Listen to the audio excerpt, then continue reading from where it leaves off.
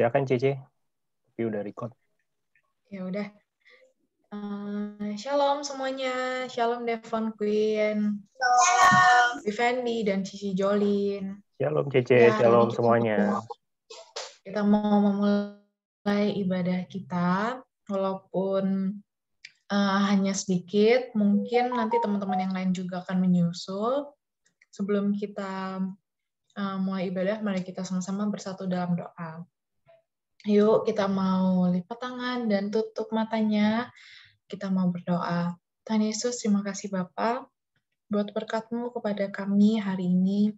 Kalau sebentar kami anak-anak IHK Grow mau melaksanakan ibadah melalui Zoom online, kiranya Tuhan memberkati ibadah ini dari awal, pertengahan, hingga pada akhirnya. Tuhan memberkati juga teman-teman kami yang mungkin hari ini berhalangan, atau dari mereka ada yang sakit, kiranya Tuhan memberkati supaya mereka dapat join ibadah Grow di minggu-minggu berikutnya. Terima kasih Tuhan, terima kasih kami sambut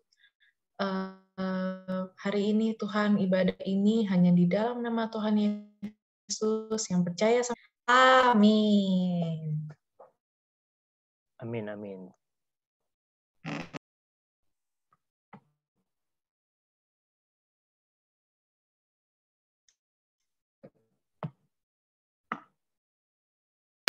Keluar dari bangkuannya kita bang sukacita sama-sama. Nanti jangan lupa ya buat ikutin gerakan kakak.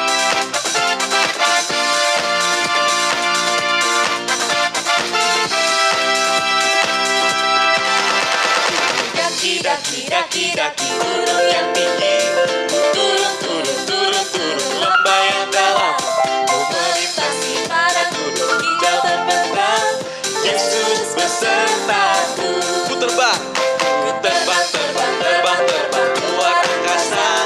Ku selam dalam samudra. Ku dayung perahu di sungai. Yesus besertaku. Di kanan kau ada, di kiri kau ada. Di mana? Di atas dan di bawah kau ada. Di suka kau ada. Di duka pun kau ada. Karena Engkaulah Yesusku.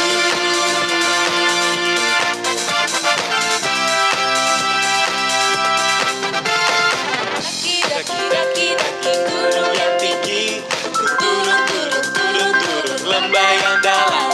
Ku melintasi padang hingga terbentang. Yesus besertaku. Di kanan kau ada, di kiri kau ada. Di atas dan di bawah kau ada. Di suka kau ada. Di duka pun kau ada. Karena Engkaulah Yesusku. Karena Engkaulah Yesusku. Karena Engkaulah Yesusku.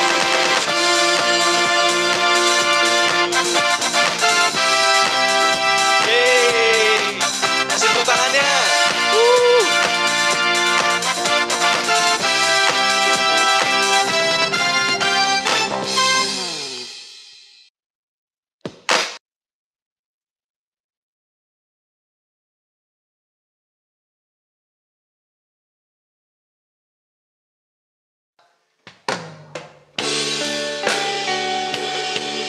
Kami percaya kami adalah kesayangan-Mu, Yesus.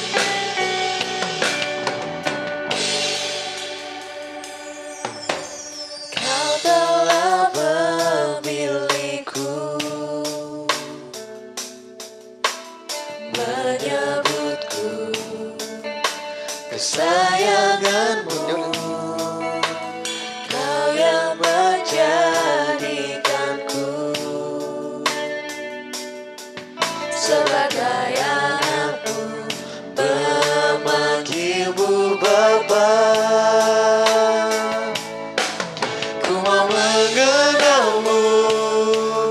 berjalan dekatmu. Bapa yang baik, di setiap waktu ku angkat tanganku, menyembahmu selalu. Kaulah Bapakku dan ku anakmu.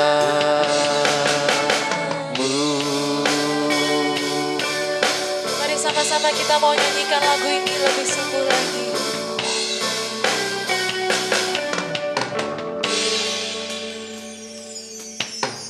Kau telah memilihku,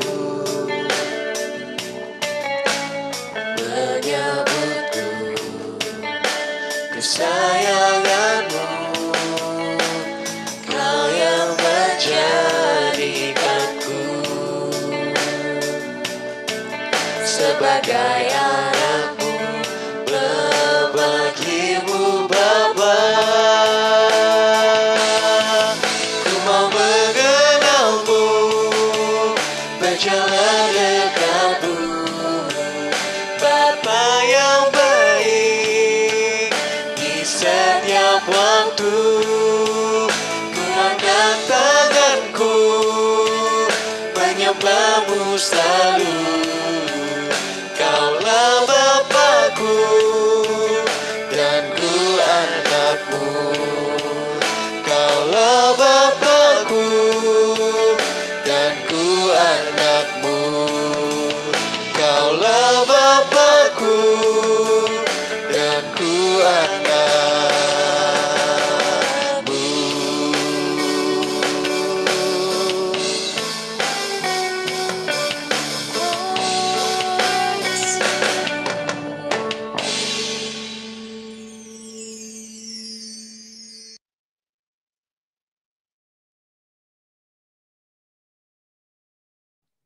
Oke, kita akan mendengarkan firman Tuhan. Sebelum kita mendengarkan firman Tuhan, Papi minta Koko Devon dong untuk kita doa untuk mendengarkan firman Tuhan. Silakan Koko Devon.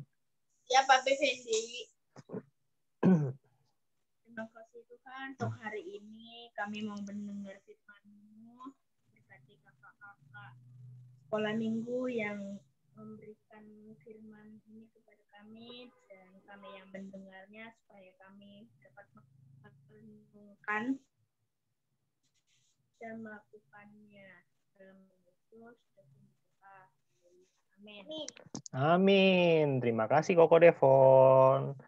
Oke, Papi hari ini akan membagikan firman Tuhan. Sebentar ya, Papi share ya. Oke, sudah kelihatan belum ya?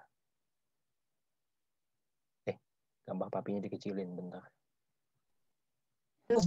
Oke, sudah? Sudah jelas belum? Halo. Belum ya? Wah, internet. Udah. Sudah ya? Oke, terima kasih semuanya. Hari ini Papi akan sharingkan firman Tuhan. Sebelum kita masuk ke firman Tuhan, sama-sama ya, kita persiapin alat tulis, kertas, atau buku, notes, kemudian ada pensil atau pulpen, kemudian pastikan yang ketiga kita berada di tempat yang tenang dan nyaman, ya jangan sampai berisik, ya kita nggak bisa catat nanti. Halo, shalom, Koko Deren, selamat bergabung, kita baru memulai.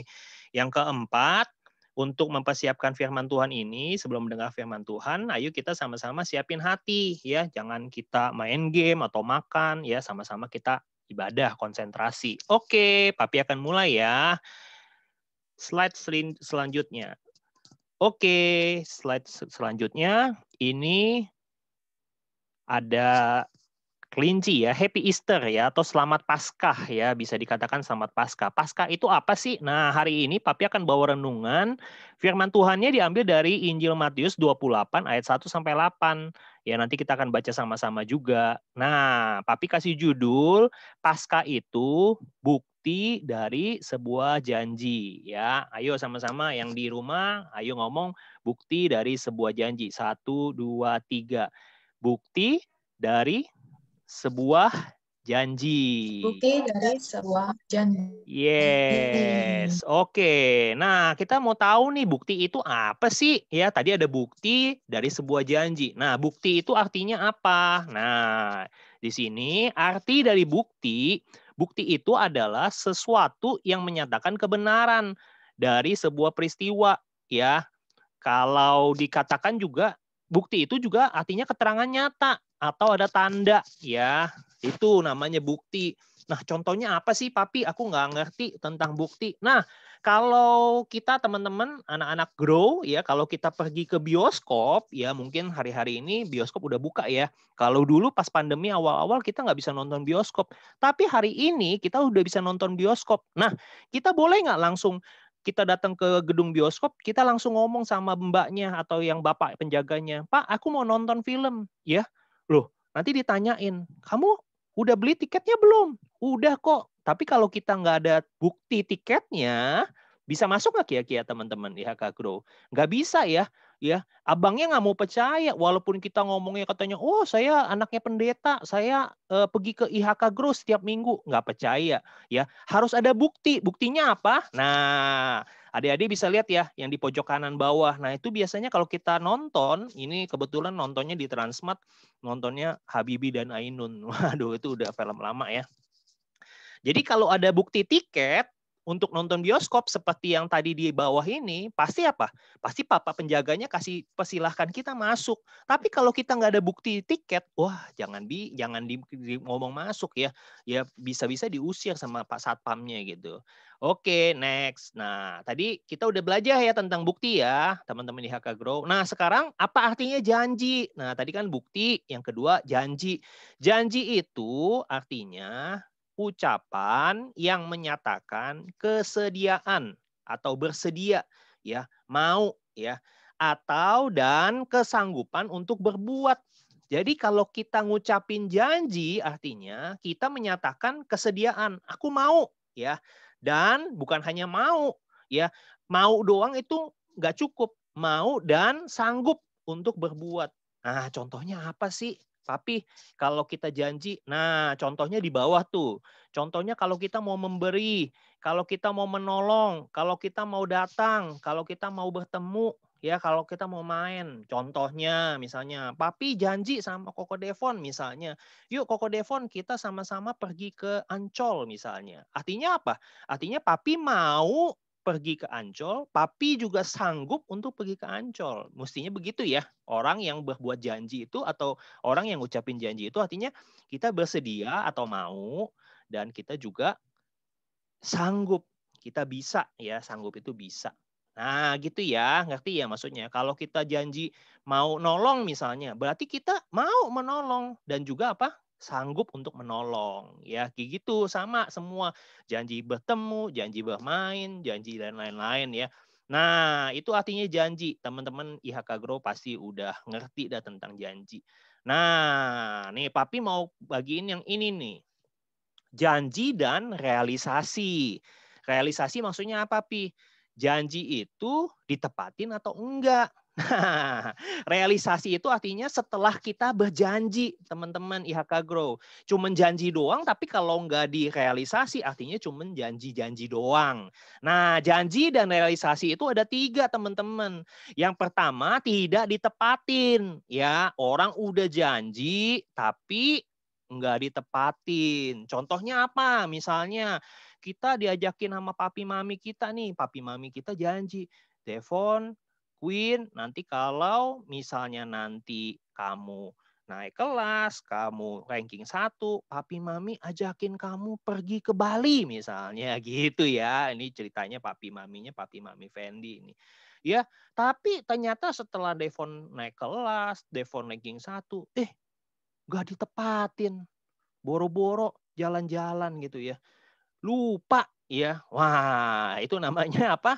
Orang yang tidak menepati janji, alias apa? Tukang bohong. Kalau orang bilang tukang gombal, atau siapa lagi ada ngomong PHP ya tuh.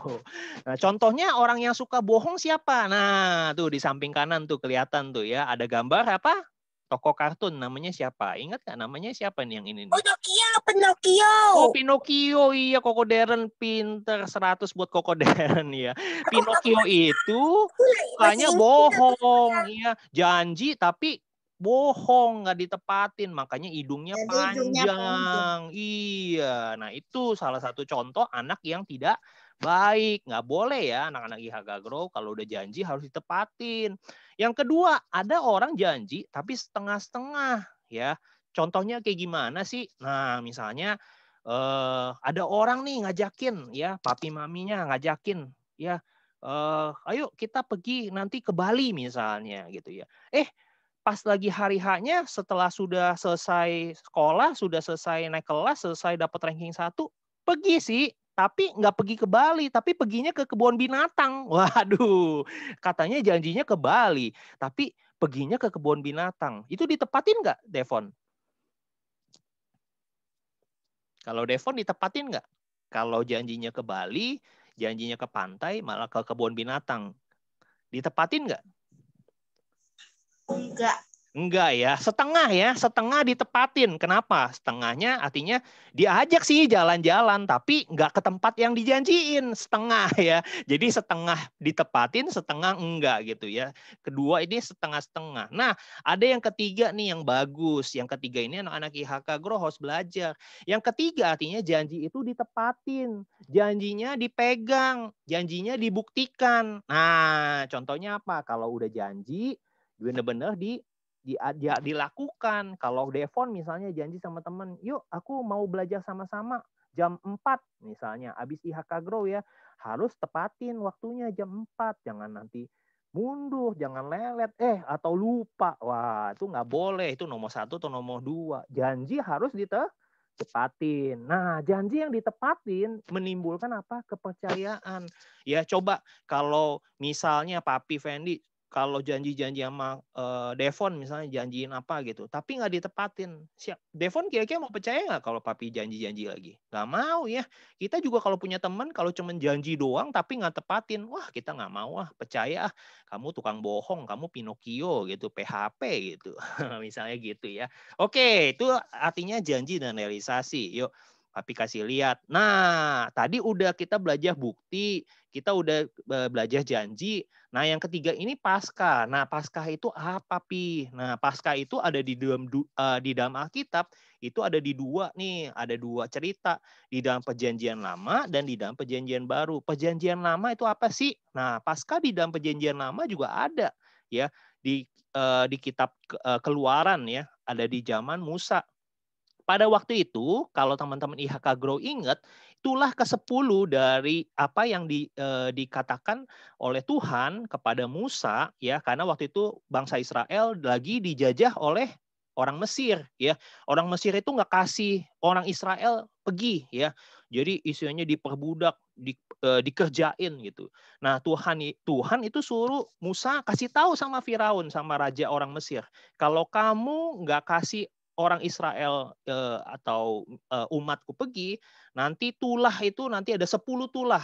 Nah, orang Firaun itu bebel ya, maksudnya nggak mau, pokoknya enggak, tetap enggak, sekali enggak boleh gitu. Nah, sampai tulah 1 sampai 9 itu Raja Firaun tuh tetap nggak mau. Ya, tulah ke-10 itu kalau teman-teman ingat apa? Tulah yang namanya kematian anak sulung ya. Tapi sebelum tulah itu dijalankan, Tuhan kasih tahu sama Musa begini. Musa, kamu kasih tahu sama bangsa Israel, sebelum tulah yang nomor 10 ini Tuhan jalanin, ya, kamu sama bangsa Israel semua itu di pintu rumah kamu diolesin sama darah anak domba. Tuh, lihat ya di sebelah kiri ya. Papi kasih lihat gambarnya itu. Jadi ada darah tuh, atas pintu, kanan, kiri itu ada darah anak domba ya, dipakai hisop. Nah, tugasnya apa sih darah anak domba ini? Nah, dari depan pintu itu kasih tanda ya, tuh lihat di sebelah kanan. Jadi ketika malaikat Tuhan jalan ke negara Mesir, negeri Mesir, waktu itu kan ada bangsa Israel sama bangsa Mesir. Nah, kalau si malaikat ini ngelihat di pintu rumahnya ada darah, nah malaikatnya ini tuh lewatin. Nah, namanya makanya Paskah. Paskah itu sebenarnya bahasa aslinya Passover, dilewatin, dilalukan. Ya, maksudnya apa? Jadi kalau misalnya malaikat maut ini harusnya membunuh anak sulung ya, semua yang paling besar ya, sulung itu kan yang paling kakak yang paling tua ya, harusnya dibunuh ya. Ketika malaikat itu melihat ada darah, malaikat itu melewati ya, artinya tidak ada maut, tidak ada celaka yang terjadi atas rumah yang ada darahnya ya, jadi dilewatin ya, namanya makanya Passover atau Paskah ya, jadi dilewatin, dilalukan dari maut, itu arti Paskah dalam perjanjian lama ya. Jadi biar adik-adik tahu semua nih anak IHK Grow, Paskah itu apa? Paskah itu artinya dilalukan, dilewatin sama maut ya, jadi nggak jadi mati ya adik-adik ya IHK Grow ya. Oke, nah sekarang kita ngelihat cepet aja Paskah dalam perjanjian baru ceritanya gimana sih? Nah, Papi kasih lihat nih ya. Paskah dalam perjanjian baru dalam Matius 28 ayat 1 sampai 8. Papi nggak baca panjang-panjang ya, Papi langsung cepet aja nih. Teman-teman bisa lihat di depan. Setelah hari Sabat lewat atau hari Sabtu lewat, menjelang menyingsingnya fajar pada hari pertama minggu itu, jadi udah hari Minggu nih, pergilah Ibu Maria Magdalena dan Maria yang lain menengok kubur. Waktu itu Tuhan Yesus sudah disalibkan dan sudah mati ya, dikuburin ya, dikuburkan di kubur batu gitu. Nah, terjadilah yang di nomor di ayat 2, terjadilah gempa bumi yang hebat sebab seorang malaikat Tuhan turun dari langit dan duduk di batu itu dan menggulingkan batu dan duduk di atasnya. Jadi di situ di Israel nggak kayak kita teman-teman ya IHK Grow ya, bukannya kuburan itu bukan ditaruh di tanah, enggak, di situ dulu ditaruh di dalam goa. Nah, supaya goanya itu nggak bau ya, supaya mayatnya nggak bau, di depan pintu goanya itu digulingin batu biasanya. Batunya gede banget ya, batunya berat dan besar ya, lebih gede daripada orang dewasa gitu. Nah, yang ketiga ayat 3, wajahnya ini wajah malaikatnya bagaikan kilat ya, artinya terang sekali dan pakaiannya putih bagaikan salju. Nah, penjaga-penjaga yang melihat malaikat itu gentar ketakutan dan menjadi seperti orang-orang mati ya, saking takutnya ya. Ayat 5, tetapi malaikat itu berkata kepada si Ibu Maria ya, kepada perempuan-perempuan itu, janganlah kamu takut sebab aku tahu kamu mencari Yesus yang disalibkan itu. Ayat 6, ia tidak ada di sini sebab ia telah bangkit sama seperti yang telah dikatakannya. Mari lihat tempat ia berbaring. Nah, ayat 7 dikatakan segeralah pergi dan katakan pada murid-muridnya bahwa ia telah bangkit. Ya, malaikat ini ngomong sama Ibu Maria, ya, kasih tahu bahwa Tuhan Yesus sudah bangkit. Nah, mereka segera pergi dari kubur itu dengan takut dan penuh sukacita yang besar dan berlari cepat-cepat untuk memberitahukan kepada murid-murid Yesus. Nah, sekarang tadi seperti Papi punya judul, Paskah itu adalah bukti dari sebuah janji. Nah, janji yang mana? Emang Tuhan janji sama kita? Mana buktinya? Kan kalau janji ditepatin harus ada apa? Harus ada bukti ya. Kan seperti tadi dibilang ya, kalau kita beli tiket nonton ada buktinya, karcisnya ya, ada tiketnya. Sama Tuhan Yesus itu katanya melalukan dari maut. Mana buktinya? Nah, ini ada dua bukti yang Papi mau bagiin ke kita. Paskah itu bukti dari janji yang ditepatin. Janji yang mana Tuhan Yesus tepatin? Nah, yuk kita lihat yang pertama. Yang pertama, aduh ketutupan ya. Gambar Papi ketutupan. Bentar, Papi pindah dulu ke dalam gua. Oke. Oke, yang pertama, yuk sama-sama kita lihat. Yang pertama adalah bukti yang pertama, kuasa menang atas maut. Nah, kuasa menang atas maut. Bukti yang pertama ini ternyata bukti kuasa. Tuhan Yesus punya kuasa menang atas maut. Buktinya apa sih? Nih ayat 5, Papi bacain ya. Nanti kok siapa nih ya? Cece Kesia deh bacain ayat 6. Apa ayat 5 ayat 6 boleh dah Cece Kesia yang bacain aja. Yuk, yang pertama adalah kuasa menang atas maut. Di ayat 5, akan tetapi malaikat itu berkata kepada perempuan-perempuan itu, janganlah kamu takut sebab aku tahu kamu mencari Yesus yang disalibkan itu. Di ayat 6, ia tidak ada di sini sebab ia telah pergi. Oke, terima kasih Cece Kesia. Tuh, malaikatnya ngobong nih sama perempuannya. Ingat ya, perempuan itu adalah perempuan Ibu Maria dan Ibu Maria yang lain. Di situ dulu ada banyak perempuan-perempuan yang mau lihat kubur Yesus. Nah, ketika nyampe ke kuburan, tadi dikatakan ada gempa bumi, ada malaikat, ya, kuburnya kosong. Nah, perempuan-perempuannya kan nanya, kalau memang orang meninggal, mestinya kan mayatnya kan ada di dalam ya. Nih, ini seperti ini nih. Buat anak-anak IHK Grow biar tahu kuburan orang Israel, orang Yahudi gimana. Nah, seperti ini. Ini di dalam goa nih situasinya. Di depan pintu goa itu ada bola batu tuh, ada buat apa sih? Buat segel ya supaya mayatnya tuh nggak keluar. Nah, kondisinya ketika Maria sampai, ini udah gempa bumi. Batunya udah terguling, ya, pintu batunya udah terguling. Nah, di dalamnya itu kosong. Nah, kan bingung dia. Nah, malaikatnya ngomong sama Ibu Maria. Dia ngomong begini, "Ia tidak ada di sini sebab ia telah bangkit." Ini maksudnya apa sih? Ya, Tuhan Yesus itu memberikan kita sebuah bukti bahwa Tuhan Yesus itu menang atas maut. Ya, Paskah itu artinya kemenangan Tuhan atau kuasa Tuhan itu menang atas maut, ya. Kalau kita tahu ya teman-teman ya, manusia itu lahir pasti mati. Ya, kalau teman-teman lihat di rumah sakit, kalau orang udah sekarat ya, udah hampir menggap-menggap, udah antara mau mati, mau hidup gitu ya, antara hidup dan mati. Kalau dia terakhir-terakhir misalnya nih ya, dirawat di dokter misalnya di ICU gitu. Ada orang ternyata meninggal. Kira-kira dokter ketemu sama keluarganya atau ada kakaknya, adiknya atau orang tuanya atau anak-anaknya. Dokter itu kan ngomong begini, "Maaf Bapak, Ibu, saya sudah melakukan yang terbaik yang saya bisa, tapi saya tidak bisa membantu bahwa ya ternyata anak ibu, orang tua ibu, kakak ibu atau adik ibu ternyata meninggal." Nah, artinya apa? Dokter itu tidak berkuasa untuk menghalangi maut. Manusia itu punya keterbatasan. Dia cuma bisa berbuat yang terbaik, tapi nggak bisa kalahin maut. Tapi dengan peristiwa Paskah, kita percaya Tuhan Yesus itu punya kuasa menang atas maut. Ya, yang percaya katakan amin. Ya, menang atas kematian, membuktikan kalau Tuhan Yesus itu benar-benar Tuhan, ya. Dan Tuhan Yesus tuh ada dua peristiwa di Paskah. Yang pertama ada menggulingkan batu yang berat. Artinya apa? Persoalan yang mustahil, yang berat, yang seperti batu kubur yang di depan ini itu bisa terguling. Ya, itu kalau orang Israel masukin batu ini buat segel goa itu perlu 14 orang kira-kira loh untuk taruh batunya ini untuk nutupin pintu goa. Tapi Tuhan Yesus itu bisa menggulingkan batu yang berat ini nggak perlu siapa-siapa. Dia cukup melakukan ada gempa bumi, ada malaikat, itu langsung batunya terguling sendiri. Ini membuktikan kuasa Tuhan itu menang, menggulingkan permasalahan kita, menggulingkan persoalan kita. Yang kedua juga dia bukan hanya menggulingkan persoalan, dia bangkit, dia hidup, dia keluar dari kubur. Artinya apa? Kematian tidak menguasai dia. Wah, kita punya Tuhan yang luar biasa.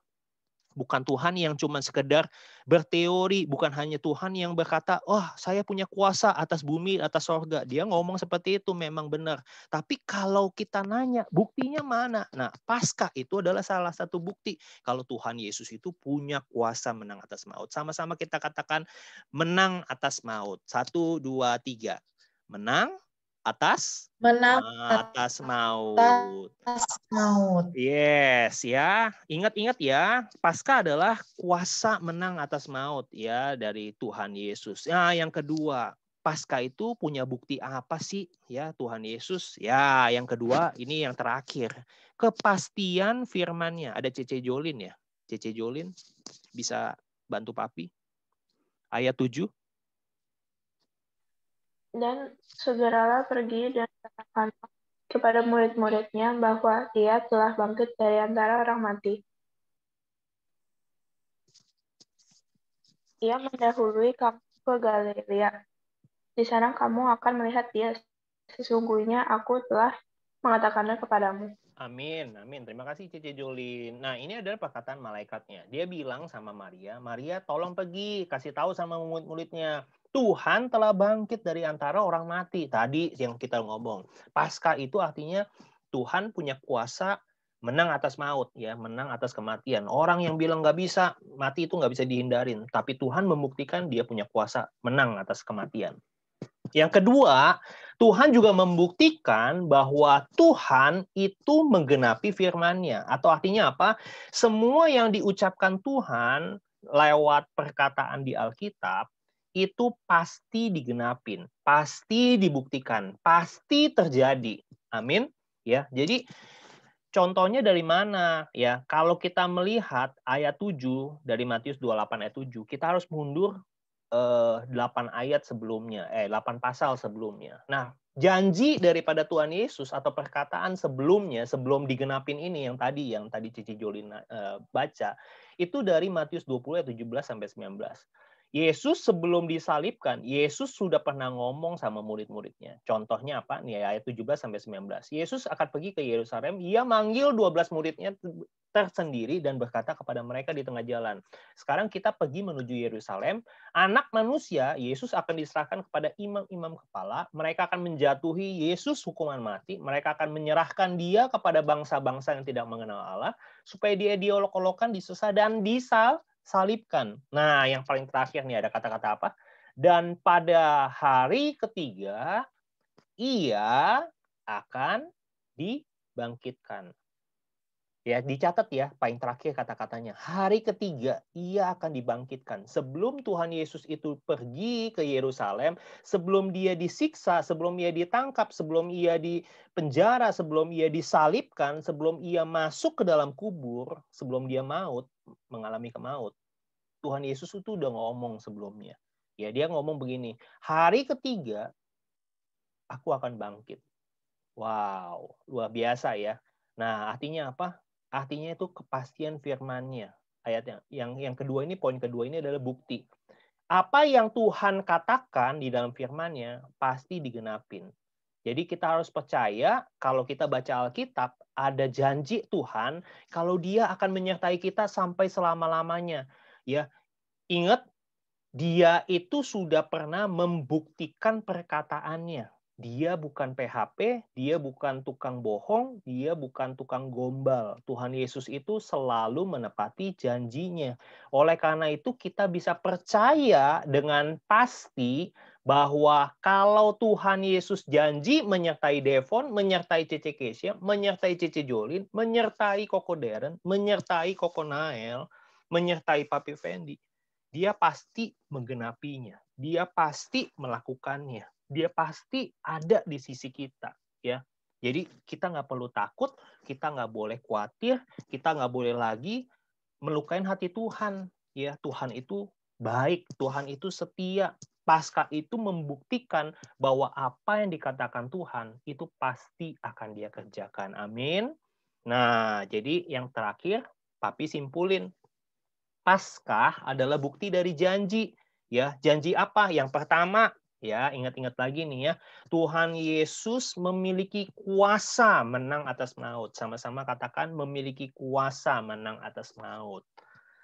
Memiliki kuasa menang atas maut. maut. Oke, yang kedua, percayalah Tuhan pasti mengenapi janjinya. Sama-sama katakan pasti mengenapi janjinya. 1, 2, 3. Pasti menggenapi janjinya. Bukannya mudah-mudahan, bukannya semoga, bukannya mungkin. Ya, bukannya mungkin. Kalau mungkin, semoga, moga-moga artinya bisa iya, bisa enggak. Tadi seperti tadi yang dibilang ya, janjinya bisa iya, bisa enggak pasti.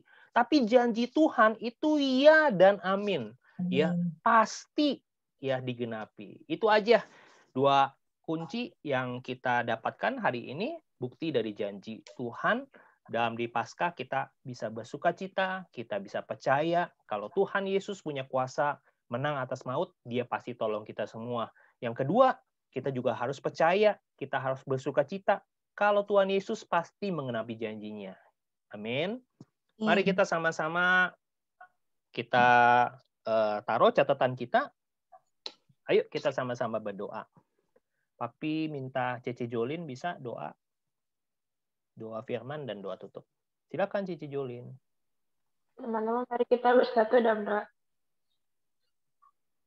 Tuhan Yesus, terima kasih kami sudah mendengarkan firman-Mu. Mohon kiranya Tuhan berkati kami, Tuhan, agar kami bisa dapat mengerti firman yang disampaikan tadi dengan baik, Tuhan. Terima kasih, Tuhan. Amin. Amin. Terima kasih, Cici Jolin. Papi kembalikan ke Cekesia ya. Silakan Cekesia. Ya, thank you Papi Fendi yang udah bawain firman Tuhan pada hari ini. Jadi tadi ingat gak yang pertama mana nih? Devon catat ya tadi sama Queen ya, aku lihat ya. Iya, pakai HP. Iya, yang pertama adalah kuasa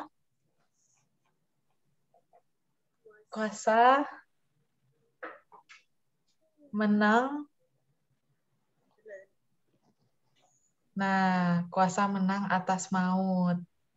Nah, terus yang kedua, Ayolah Tuhan pasti kepastian dari firman-Nya Tuhan Yesus.